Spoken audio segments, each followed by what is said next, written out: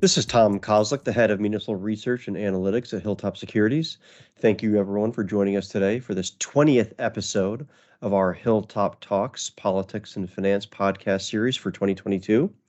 I'm so sorry that we have not posted podcasts since, I believe, the beginning of March.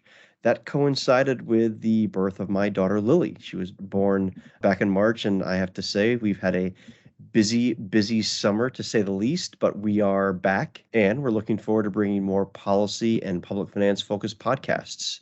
So I want to mention also that during these Hilltop Talks podcast discussions, we speak with subject matter experts about topics that intersect the worlds of politics and finance at the federal, state, and local levels in the U.S. We often concentrate on issues that are related to U.S. public finance and the municipal bond market. Today, we're going to discuss several topics, in fact, that were the most important. I should say we're going to talk about public pensions, and public pensions were the most important concern, according to municipal analysts, for several years before the COVID shutdowns. And I know I can say this for certain because I conducted annual polls that told us that pensions were at the top of that list for several years and probably would have been for several years before that. But now, because of the strong equity market returns that occurred just after COVID and the substantial fiscal policy that flowed to state and local governments, it seems in some pockets of the market that and I don't know if I'm overstating it by saying it's a forgotten risk, but it seems to me that there are some folks who don't feel as though it's as important a influence on credit quality as what I believe it is and what others believe it is. So to discuss the details of this very important credit and policy issue, we have today Tom Aaron from Moody's Investor Service. Tom, thanks so much for being here. Well, thanks very much for having me, Tom. It's a pleasure to be here. And Tom has been at Moody's for about 12 years, and before that, he spent several years in city government. At Moody's, Tom does not necessarily cover a specific public finance sector. Instead, he and his team have helped implement and maintain how it is that the Moody's Public Finance Group approaches pension risk. At least that's the general view of how it is that I see it. Tom, I'm wondering, first of all, if you could correct me if I'm not describing that the right way, please correct me. But I'm also, if you describe maybe a little more in depth for our listeners, what it is that you and your team do for the Public Finance Group at Moody's. Sure. I think your summary is fairly accurate, Tom.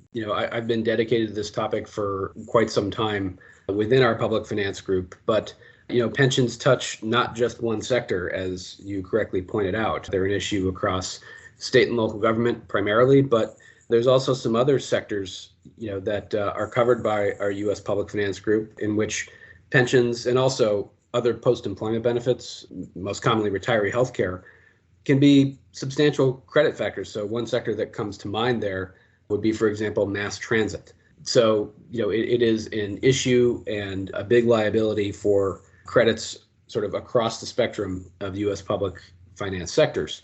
And in my role, I really help to oversee and implement a lot of the ways in which we gauge pension risk to the issuers that we're rating. And what I could sort of summarize as, our view, which is that while our ratings speak to the credit quality of the debt that we're rating, nevertheless, pensions are such an important focus for us because in many cases, they are the largest liability on a given entity's balance sheet. Not all, but in many cases.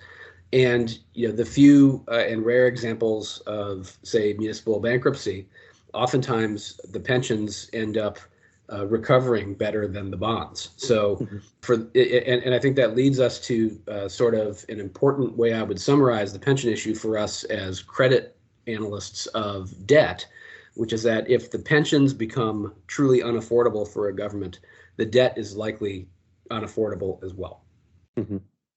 So I'm going back to 2009 when Pew, for a lot of folks, I think brought the public pension issue to the forefront of the market when they wrote the piece that was titled The $1 Trillion Gap. And they were focusing, if I remember correctly, on just state government, not state and local. But that $1 Trillion Gap report from 2009 really started to get folks focused on public sector pensions. I know you address kind of what it is that I'm referring to in your June 22nd report, pension liabilities to decline due to higher interest rates, but assets are losing ground. But I was wondering if you could update our listeners on where we are now in terms of funded ratios, your adjusted net pension liabilities, now that we're 2.5 years after COVID began. Then the next thing I'm going to ask you about is to comment on how it is that landscape very well could shift because of interest rates. But for right now, if you could address where we were in kind of '09, kind of pre-COVID, and now where we are in August of 22. Sure. So as you know, I think you're aware, and many of your listeners may be aware, sort of the even sizing pensions is a complex topic and one that garners a lot of debate amongst various market participants, academics, accountants, and actuaries, and so forth.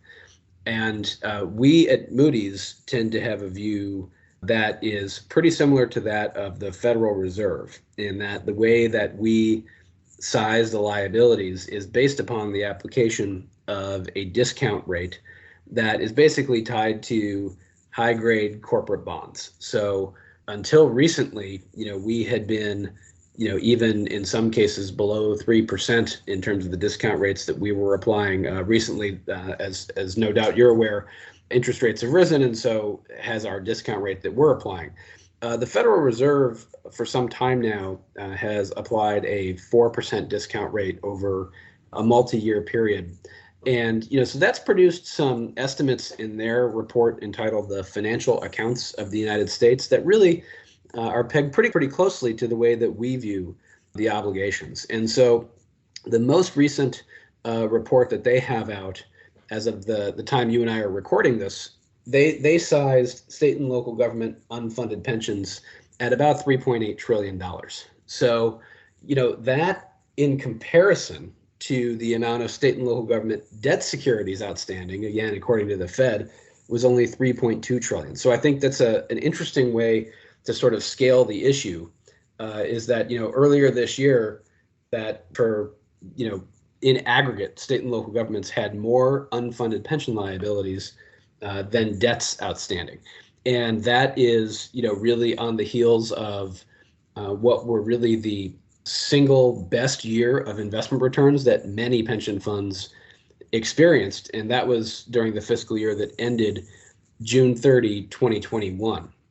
What has transpired since then has been, some market turbulence, which really drove assets down. So most U.S. public pension systems are right now reporting negative returns for their fiscal year that ended June 30, 2022. What we're seeing is on the sort of best side, some systems are getting close to zero. So, kind of in the -1% to -2% range. And then on kind of the more negative side, we're seeing systems report in the negative high single digits to even, breaking into negative double digits. So say, -7, -8, ranging even into -10 territory for the fiscal year. And, the reason that investment returns matter so much, for pension systems is really a couplefold. From a balance sheet perspective, it's a tremendous amount of assets that are being that are set aside. Again, referring to the Federal Reserve numbers there, they pegged at about $5.8 trillion of U.S. public pension assets, and you can think of those on the balance sheet as funded liabilities, right? So to the extent there are asset losses, that takes the current unfunded liability that exists, and then some liabilities that previously were funded, all of a sudden become new unfunded liabilities. So compared to the size and scale of some municipal governments, their pension assets themselves are quite substantial, and they happen to be invested pretty heavily in assets that are reaching to generate pretty substantial returns. So we're talking about pretty heavy public equity allocations, as well as heavy allocations to alternatives, such as private equity, real estate, and so forth, and pretty relatively low allocations to, what you might consider to be less volatile assets, such as high-grade fixed income securities. So So risky. There's a riskier asset allocation now than compared to the 70s and 80s, for example. absolutely. And earlier this year, we actually put a report out in combination with our colleagues that look at insurance companies, for example, life insurers. And if you think about life insurers, it's a really interesting comparison because their mandate is actually somewhat similar to a U.S. public pension fund. They're managing assets, against what are long-term liabilities that are basically future payouts, right? And what we, discovered looking at comparison over time is that U.S. public pension fund allocations used to be a lot closer in resemblance to those of U.S. life insurers, but certainly over time have migrated far more into asset classes carrying higher volatility risk. Like I mentioned earlier, the public equities and the alternatives. So one of the things that you mentioned, and I was going to mention this a little later, but I'll mention it now because it's a good segue based on what you were just talking about, because you mentioned how it is the way that you treat liabilities is very similar to how it is that the Fed treats liabilities. And that brings up, in my mind, the fact that the Boston College Retirement Center just published a week or so ago their 2022 update for their public pension database, and their funded ratio it was up to in the high 70% level last year because of the strong equity market returns, but it's back down to 74%. It was 73% in 2019, so it's the that funded ratio is back down basically where it was in 2019. That being said, one of the reasons why that funded ratio, and I know that you don't necessarily publish funded ratios, but the Federal Reserve funded ratio was 53% because, as you mentioned, they use a lower discount rate.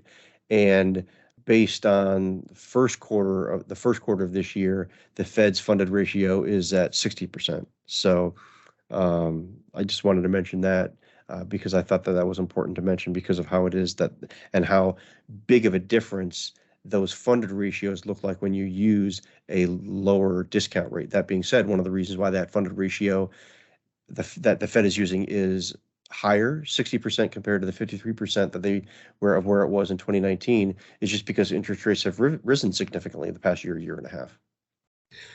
Well, certainly, and of course, the other side of the ledger, assets matter as well. But to your point, in the way that we value the obligations, which again is really fundamentally tied to AA high grade corporate bond interest rate, we saw a substantial increase. So when we were sub 3% in fiscals 2020 and 2021, we're now well above 4%. So we had a substantial increase in the interest rates, and it sort of created this odd dynamic when you're talking about year over year experience, in that we had I spoke earlier about the fact that U.S. public pension funds are posting negative returns for fiscal year 2022. And yet, if you look at the way we size the unfunded obligations, we're saying that the unfunded liabilities are actually coming down, and pretty materially. And that's because of that significant increase in interest rates. So, it is kind of an odd dynamic to think about. But, the way that I could best describe to maybe just think about how that is or why it is, think about an example where, the cost to a government if they wanted to offload their pension obligation, say to an insurance company.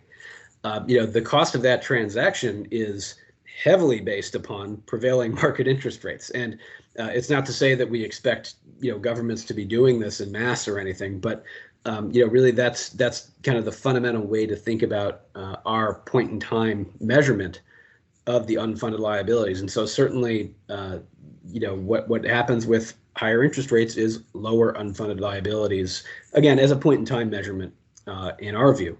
But, the other dynamic, of course, is the near term. And that's where the asset experience comes into play a bit more. And with the investment losses, the way that I'm sort of thinking about this is that we had this huge boom in 2021, and then 2022 has come close to basically wiping a lot of that out. So you referenced kind of going back to 2020 in one of your earlier comments, and I wholeheartedly agree with that, especially as it pertains to the near-term condition of U.S. public pension funds. Basically, they had this substantial improvement due to the huge returns in 21, and now we're back with much of that wiped out to about where things were in 2020. Right. So one of the newer developments is related to inflation, especially this year. Uh, what impact do you think that the record inflation that we're seeing, and whether or not it's record or even higher than a higher level of inflation than what we've seen in previous years, how do you expect that to continue to impact the asset liability dynamic that we're talking about, especially considering, I think, one of the things that the Fed has communicated to the market over the last week or two is that folks should be expecting that this relatively higher interest rate environment is something that we should expect to exist not just for the rest of 2022, but maybe even into 2023. Yeah, so that is certainly, I would say probably the topic of the year, right? Inflation. And there's really two particular ways that we see inflation affecting pension risk for governments. And the first is actually through something that is quite straightforward, and that is new labor agreements with their employees.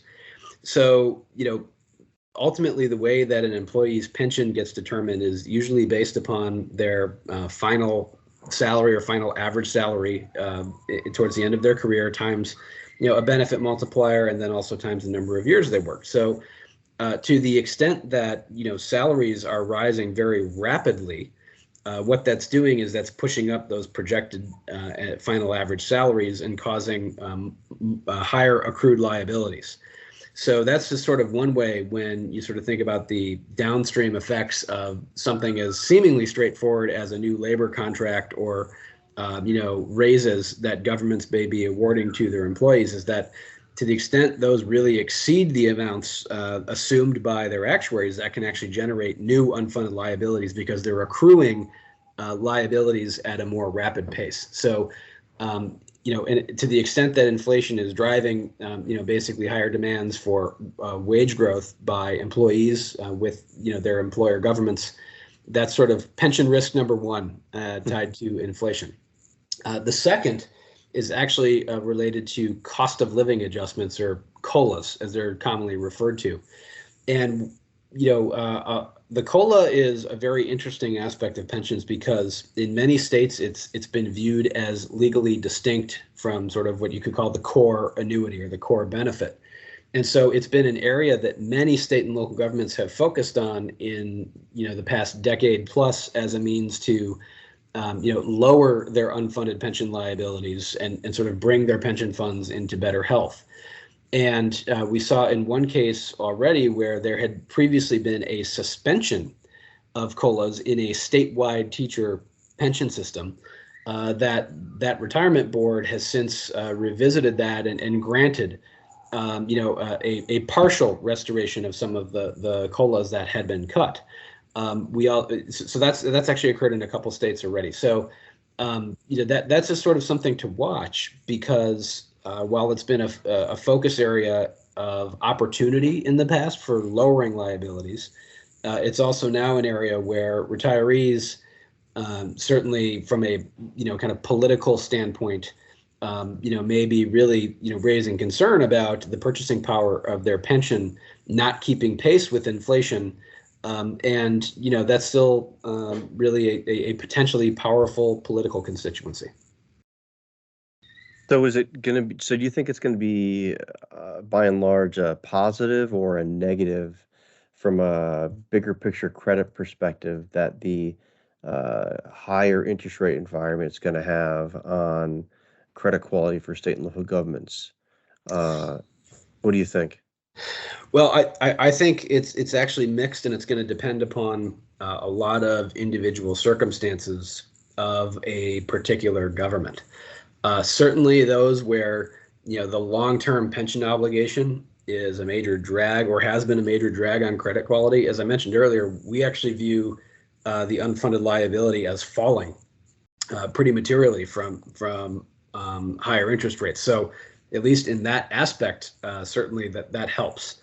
But on the flip side, and you kind of pull this into inflation, the revenue composition of governments is not uniform, and there are certainly some governments that have a bit better of a hedge on their revenues as it pertains to inflation. So those, maybe with a better, or I shouldn't say better, but just a greater dependence on revenue streams, say from sales taxes or from income taxes, which, while not completely immune from inflation, at least definitely will move up a bit, because as prices go up, so too does the revenue stream, at least to the extent that consumers, for example, don't pull back on their purchasing. But then, on the flip side, where you have maybe governments without sort of that revenue hedge, inflation is then really concentrating on the expenditure side of the ledger for them. So municipalities, of course, are exposed to the price of diesel. They're exposed to construction costs, and as I mentioned earlier, they're exposed to the need to compensate employees, and employees that are facing inflation pressure on their own household budget, of course, are going to do their best to negotiate higher wages to compensate for that. So, the answer is really a bit of a mixed bag, and Mm-hmm. the individual circumstances of a government are going to dictate, I think, whether they can weather this easily or may have a bit bumpier of a ride. Yeah, one of the things that your group I think one of the things that the folks in your group help calculate are tread water levels for some of the entities that you cover. And I'm wondering, and maybe the answer is the same as the previous question. Maybe the answer is just it depends. But I'm wondering if there is a likelihood that tread water levels could go down in situations because of the interest rate environment. If there's a situation where on paper it looks like they issue participants don't need to fund as much because interest rates are rising, but then that, if anything, that could make it so. But then if interest rates go down, even if it's in 6 months or 12 months to where kind of they were a year and a half ago or 2 years ago, and issuers believe that the amount of money that they're going to have to contribute is going to be more like it was when interest rates are higher, then they might have a harder time putting that into their budget, and then the tread water numbers could end up decreasing. I'm not sure if that's a realistic scenario or not, but is the potential of what it is that could happen with the tread water levels, is the answer a mixed bag also, or is there a risk that these tread water levels could, if and when interest rates go down again, those tread water levels could suffer? So I guess one thing to start is just in case there's anyone in the audience that doesn't know what our tread water indicator is. It's a calculation we make to calculate what a government has to put into its pension system in a given year to prevent its unfunded liability from growing. And a difference between that and some of the balance sheet obligations we talked about earlier is that we use the discount rate that is reported by the government. We don't do an adjustment there. And so the discount rate driving those tread water indicators is really tied to their assumed rate of return on pension assets. And the reason we do that is because that's just a much better and more realistic tie to the way that they set their contribution requirements, especially if they're paying an actuarially determined contribution, for example. So interest rate fluctuations, while they really affect our point-in-time balance sheet measurements, are not having an effect on the reported liabilities and thus not directly affecting our tread water indicators. What's driving shifts in the tread water indicators far more greatly are the investment returns of the pension funds. So what we really have observed is the huge gains of 2021 basically caused tread water indicators in the subsequent year to drop. And then the reverse is basically occurring for 2023 because you had investment losses in 2022. And so that's causing those tread water indicators to basically go right back up. And so really it's a bit of a wash and sort of returning to, where we saw things as of 2020. And I think largely due to not only, the dynamic of the 2 years of investment returns kind of offsetting each other, but then you also have to consider that governments and their actuaries, they use a lot of techniques to basically smooth out contribution volatility. They do that through asset smoothing, as well as the amortization of unfunded liabilities that is built into their contribution requirements. So basically this 2 year, kind of volatile period with one really good year and then a bad year is kind of going to even out as far as the contribution requirements and then also our tread water indicators. Okay. There have been a couple of really important pension developments or updates in recent weeks. You've mentioned a couple of times the returns, the 630 returns. Also, that I mentioned that Boston College retirement report. I always like to see that because I think that's an important update.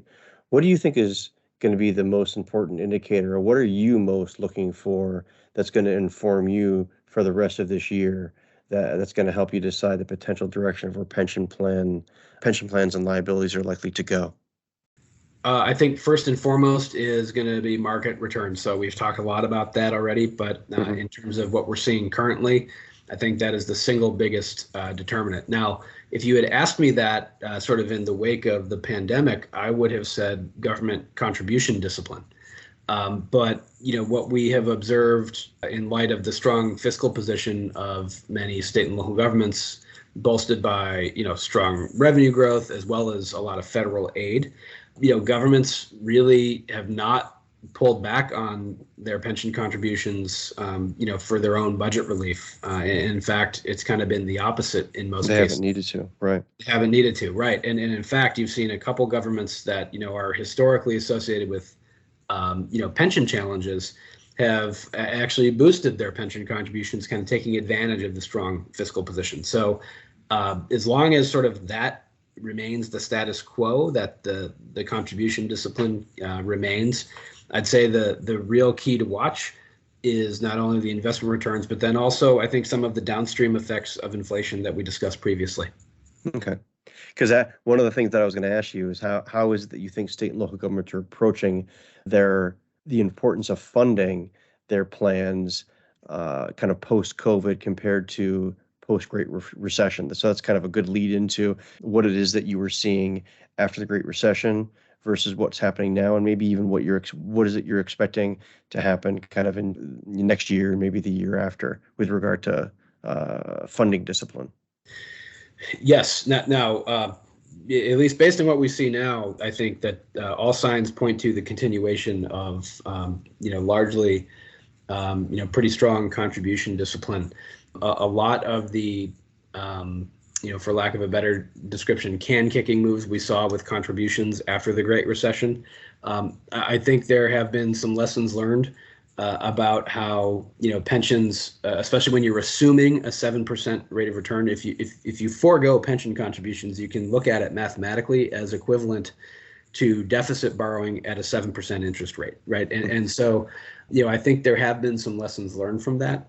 And unless the current fiscal picture changes dramatically, at least right now, I think all signs point to pretty strong contribution discipline. It's not to say that it's guaranteed, of course, but for now, I'd say that's my baseline. Okay. What's happening in the Virgin Islands? At the end of last year, I remember reading a report that came from Moody's that indicated that they were pretty close. I mean, within just a couple of years of depleting the assets in their public pension plan. Where is that now?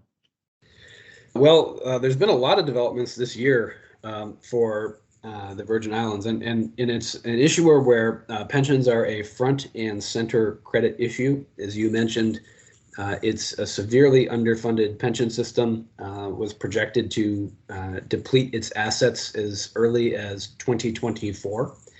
And, in our view, if that happens, it's highly likely that would force that type of scenario would force a debt restructuring, just because the costs to pay as you go, meaning pay the retiree benefits directly from the budget, we think would be highly likely that would not be affordable for the government.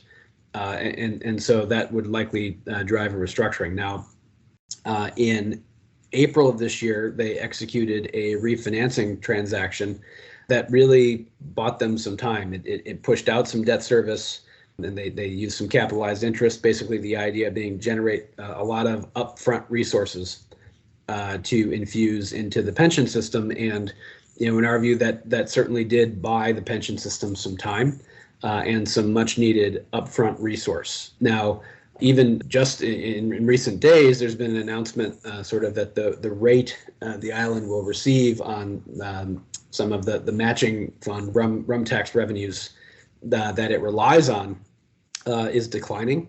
So certainly that kind of adds to the challenge upon which that refinancing transaction was predicated. But nevertheless, that's a scenario where pensions are an absolute key credit driver. And the Virgin Islands will have to continue to navigate a way to get money into that retirement system every year to prevent the assets from really creating a likely restructuring scenario. Mm-hmm. The last thing that I wanted to ask you has to do with pension obligation bonds. As rates were rising and as returns were pretty hefty towards the beginning of the COVID shutdown kind of period, the amount of pension obligation bond issuance really rose. It doesn't seem to be as attractive right now, but I was wondering if you could talk a little bit about how it is that Moody's, from a credit perspective, looks at pension obligation bonds. Sure. So I agree entirely with your synopsis there of the past couple of years of market activity. And, we view pension bonds as it pertains to credit as really credit neutral at best. If you think about the way that what most of the pension bond transactions are designed to do, it's to take what is currently an unfunded pension liability, convert it into a debt liability in the hopes that the invested proceeds from the bonds, that the pension system will out earn the interest rate that the government is paying on the bonds. But,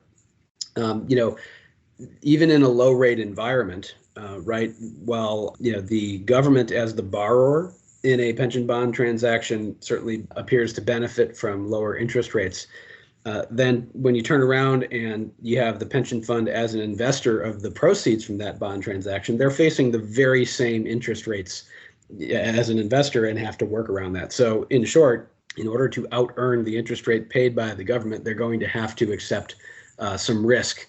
And that means that basically, there is certainly a risk that the transaction may not pan out. And it's the way to think about it is very similar to any type of portfolio leveraging, in that both the upside and the downside are exacerbated. So, we definitely do not view them as a sort of panacea. There's really no arbitrage to be had. And it's not to say they can't work out or they never will, but it's also to say that if they don't, that can leave the government in an even more difficult position, because they not only may have, lost the proceeds, for example, but then they also still have to pay back the bonds. Yeah, I think that we could probably have a podcast just about pension obligation bonds and the iterations of them. And Tom, we definitely want to have you back to talk about some pension 101, pension basics like we've talked about before, and we will do that. But for now, we haven't just exhausted our time. We have run well over. But thank you for joining us. We're really happy you could spend some time with us. Well, thanks so much for having me, Tom. This was really a pleasure to join. And thanks very much to all of you who tuned in and downloaded our recording today. We look forward to bringing you more color in the future related to the topics that intersect the world of politics, finance, and public finance. This has been Tom Kozlik from Hilltop Securities.